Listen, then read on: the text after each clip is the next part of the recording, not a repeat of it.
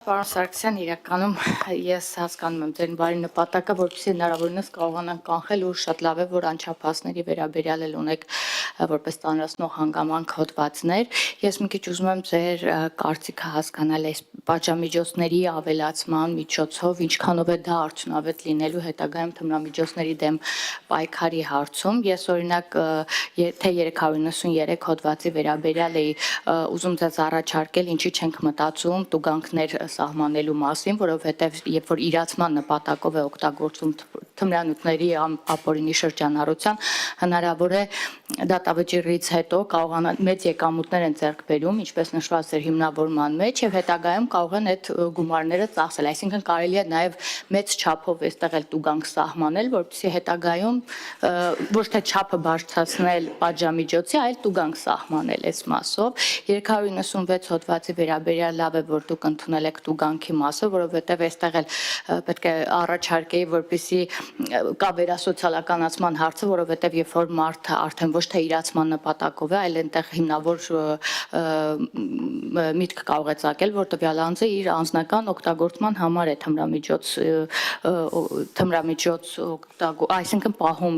իր անձնական օգտագործման եւ հնարավոր է, որ թմրամոլությամբ է տառապում եւ այստեղ ազատազրկումը բնավ լուծում չի, այլ ավելի լավ է, որ վերասոցիալականացման ծրագրեր իրականացվեն կամ հարկադիր բուժման ուղարկվի։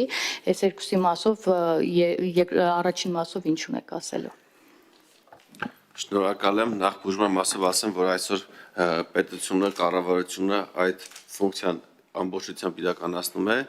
կամ ես չասեմ ամբողջությամբ իրականացնում է եւ նման հնարավորություն ունեն մեր այն քաղաքացիներ, ովքեր ունեն հակում թմրամիջոցների նկատմամբ եւ չեն կարողանում չօգտագործել եւ դա իրենց մոտ կենսական անհրաժեշտություն է եւ դարձել է հիվանդություն, նրանք բոլորը կարողանում են հաշվառվել կախվածությունների կենտրոնում եւ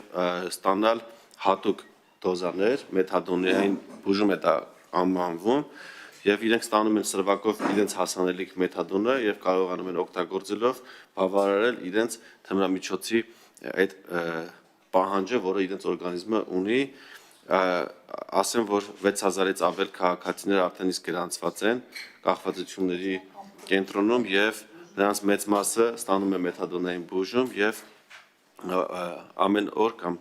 մի քանի օր մեկ գնում է եւ այդ սրվակը ընդունում է։ Այս իմաստով պետությունը բուժման աշխատանքը իր կողմից իրականացնում է, իրականում չեմ կարող ասել ինչքանով է դա արդյունավետ, բայց այս աշխատանքը կատարվում է, կարող ենք մտածել ինչպես անենք, որպեսզի դա դառնա արդյունավետ։ Ես մի առաջարկ եմ օրինակ արել սրա հետ կապված վարչապետի մոտ եւ քննարկում էինք անցկացնում թմրամիջոցների ապօրինի շրջանառության թեմայով եւ դիմելով կենտրոնին ասում էի եւ նաեւ առողջապահության նախարարությանը որպես լիազոր մարմին, որպեսզի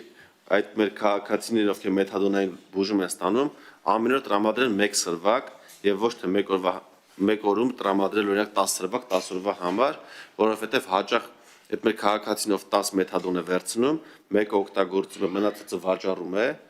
եւ վաճառած դիմաց ձեռք բերած գումարով ավելի վնասակար թմրանյութեր է գնում,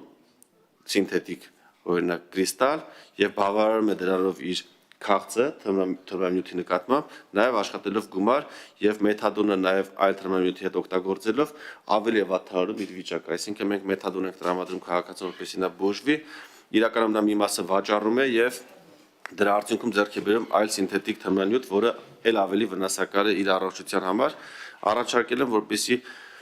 առողջապահության նախարարությունը քննարկի եւ մեթադոնային բուժման համար քաղաքացիներին ամեն օր տրամադրվի 1 սրվակ մեթադոն եւ ոչ թե 7 կամ 10 7 օրվա կամ 10 օրվա համար, որպեսզի նա չկարողանա դա իրացնել եւ նաեւ պարտադիր պահանջ լինի, որպեսզի մեր քաղաքացին տեղում օգտագործի, այսինքն տեղում ընդունի մեթադոնը եւ նոր դուրս գա կախվածությունների կենտրոնից, որպեսզի հնարավորություն ունենա այն իրացնել եւ ձեռք բերել այլ ավելի վնասակար թմրանյութեր։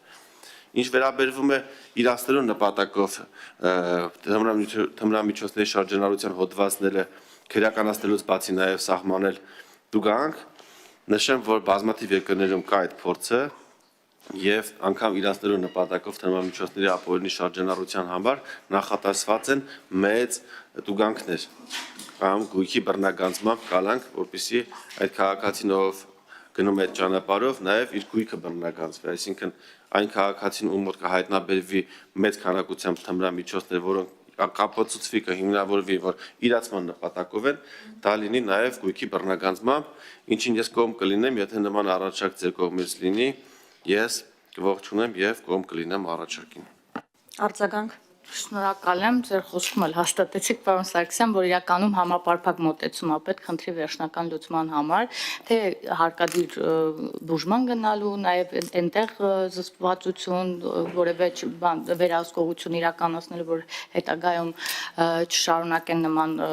օգտագործել կամ բուժում իրապես օգուտ տա, եւ թե պատժամիջոցներ սահմանելու հարցում, որովհետեւ եկեք փաստենք, որ մենակ ազատազրկումը, բան չունեմ ասելու, դա էլ իր դերը ունի թմրամիջոցների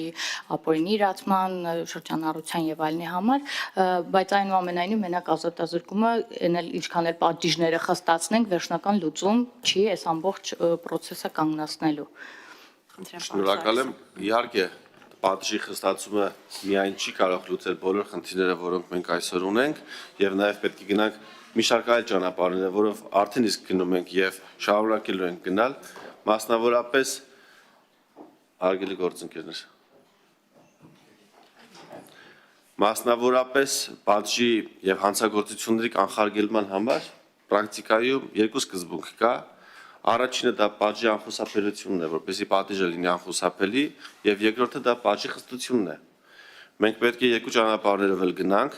այնպես անենք, որպեսզի պատիժը լինի անխուսափելի, այսինքն հնարավոր է շատ լինի բացահայտման դեպքերը, եւ բացահայտվելուց հետո քաղաքացին հանցագործություն կատարած քաղաքացին ապացուցվի, որ կատարել է հանցագործությունը եւ կրի իր պատիժը, եւ երկրորդ, պատիժը պետք է լինի խիստ հնարավորինս, որպեսզի մենք կանխենք այն աճը,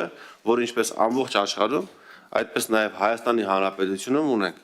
Ես իմ ձեռքի տակ ունեմ թմրամիջոցների ապօրինի շրջանառության ծավալները, սա 2018 թվականից 2023 թվականների ընթացքում աճի ծավալներն են, տեսնում ենք, որ 5 տարվա ընթացքում բազմապատիկ աճել է ապօրինի շրջանառության ծավալները թմրամիջոցների եւ սրա նպատակներից մեկը այս խնդրի լուծման եւ միջոցներից մեկը պատժի խստությունն է եւ դա անհերքելի է, որ պատժի խստությունը ունենում է կանխարգելիչ նշանակություն եւ եթե օրինակ տարիներով թմրամիջոցների ապօրինի շրջանառությամբ զբաղվող մարդկանց համար հնարավոր է սա այդքան էլ կանխարգելիչ նշանակություն չունենա, բայց մեր երիտասարդների շրջանում ովքեր նոր են մտնում այս հանցավոր սխեմաների մեջ եւ դրանց համար հետաքրքիր է լինում ապօրինի թմրամիջոցների ապօրինի շրջանառության մեջ ներգրավվել է, քանի որ կարողանում են հնարավորություն ունեն մեծ գումարներ վաստակել եւ պատիժը նախատեսվում է օրինակ մինչեւ 6 տարի ազատազրկում, դրանց համար կարող լինի նախընտրելի, դրանք մի քանի անգամ եւ այսօր էլ նախընտրելի է, դրանք մի քանի անգամ զբաղվում են ապօրինի թմրամիջոցների շրջանառությամբ, պատրաստվելով, ներմուծելով, առաքելով, վաճառելով, գովազդելով եւ մեծ գումարներ են աշխատում եւ հայտնաբերվելու դեպքում մի մասը տնային կալանքի մեջ է գտնվում եւ իր բաժի մի մասը անցկացնում է տնային կալանքում։ Ինչպես ներքին գործերի նախկին նախարար Վահե Ղազարյանը հայտարարեց, ունեցել ենք դեպքեր, երբ քաղաքացին գտնվելով տնային կալանքի մեջ, ով թմրամիջոցների ապօրինի շրջանառության համար գտնվել է տնային կալանքում, տնային կալանքում գտնված ժամանակ նույնպես զբաղվել է թմրամիջոցների ապօրինի շրջանառությամբ եւ շարունակել իր հանցավոր գործունեությունը։ Այսինքն մենք պատիժները պետք է խստացնենք, որպեսզի նա հասկանա, որ ոչ թե իմը մինչև 3-ից 6 տարի է, ես մեծ հավանականությամբ չեմ բռնվի, բռնվելու դեպքում էլ տանելի պատիժ է։ Ես կարող եմ օրինակ 3-ից 6 տարի մի մասը նաև տնային կալանքով պատիժը կրեմ, բայց դրա փոխարեն մեծ գումարներ կաշխատեմ։ Այս դեպքում ինքը արդեն պետք է հասկանա, որ իր պատիժը լինելու է 14 տարի, 15 տարի, 20 տարի, մեծ եւ իր կյանքը կործանվելու է եւ սրանով մենք երիտասարդներին, ովքեր նոր մտնում են այս հանցավոր արարքի մեջ, հետ ենք պահելու, որպեսզի նրանց համար պակաս կայթակցիչ լինի եւ պետությունը իր կամքը արտահայտի եւ ազգային ժողովը իր կամքը արտահայտի, քրեական օրենսգրքում համապատասխան հոդվածները խստացվեն եւ հասցվեն զարգացած երկրների, օրինակ Ամերիկայի Միացյալ Նահանգների, Կանադայի Միացյալ Թագավորությունների պատիժների չափերին։